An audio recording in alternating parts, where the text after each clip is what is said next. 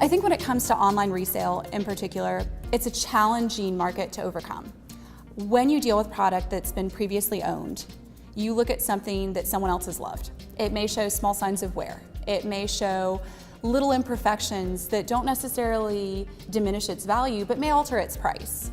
And I think that it's very hard as a savvy consumer, which everybody is in this day and age, to make a large purchase online of a used product, not knowing exactly what you're getting with an image of all of it, and not at times be disappointed. So I think one of the benefits of not doing online business, which we don't, is that people come in our stores and they know what they're getting.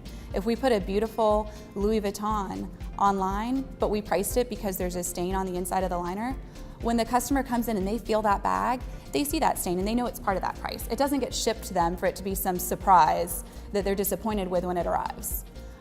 They come in, we talk to them face to face about our authentication process. They hear me communicate in language that boosts my credibility, where I talk about what we do to ensure that that bag is worth what it's priced at. I think that's something that's very hard to replicate online unless you have the resources of a massive national singular company that does not operate in a brick and mortar way. I don't think it's a productive way for an average price point of $11, which is what our stores have. I don't think that makes labor sense, and I don't think that we're prepared to do it properly. I think it's a touchy subject as far as the franchise world goes, and having multiple stores with different owners. It's different than Macy's or one of the big box guys who can make a corporate decision and just move forward. Is it a domain that we need to be in? Yeah, absolutely. There's millions and millions of sales every day with resale clothes online, and so we've taken a look at it personally. Clothes Mentor brand is taking a look at it, of course, and so we absolutely think online is where we need to be. It's just about figuring out the details. I think the great thing about used women's fashion online is, again, it has allowed the resale market to get past having a stigma of being used and really giving every woman out there the knowledge that they too can have great brands and great items of great quality at 50 to 70% off retail. The online can be very limited and can be a struggle to work through just because you're dealing with individuals, and so then you get the benefit of having your own brick and mortar store to go along with that, to where then they can come and have such a huge selection by getting the ideas of what they see online, but now they get to come and shop it and touch it and feel it and still get all of the great value out of that too. Well, women's fashion online is another form of competition, but it's very different. And I think there's certainly a place for it. I think it's going to grow. I think more and more people are shopping online, and I think that will happen with resale as well.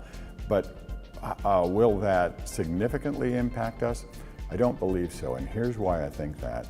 Women still like to go into a store, and they like to look at things all together, and they like to make choices, and it's all about color and texture and fabric and feeling the leather of a handbag.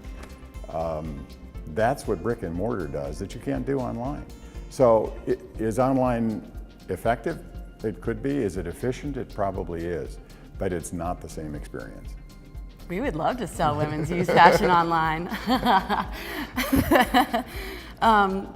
It's definitely something that we should look into for the future as far as competition goes. We want to be progressive, and we shop online. We look forward to the opportunity. Yeah, we shop online, so. Customers always ask, they want to shop online. They ask, can we buy this, over the internet, whenever, if we post on social media, being able to say yes, and hey, just swipe a card or however we would do it, we feel that's a lot of lost sales that we could definitely get that, are waiting for. Online sales of used women's fashion is an emerging market, emerging trend, and definitely a threat and something that we have to be aware of. When it comes to apparel, customers have to try on to make sure what they buy to make sure it fits. If a vendor cannot offer free returns, an easy way to do business with, I don't think they will be around very long because items have to fit. If I think back to how Amazon started, it took them a while to figure out how to do free returns and how to really perfect their logistics model. Other online retailers are still struggling to do that or decided not to be as lenient, but if I buy something online and I know I don't have the option to return it, I will be very hesitant. On the accessory side, the threat is probably a lot bigger, where fit isn't that big of a deal. It's more about describing the item, making sure that it's authentic. I can do a lot with pictures and descriptions.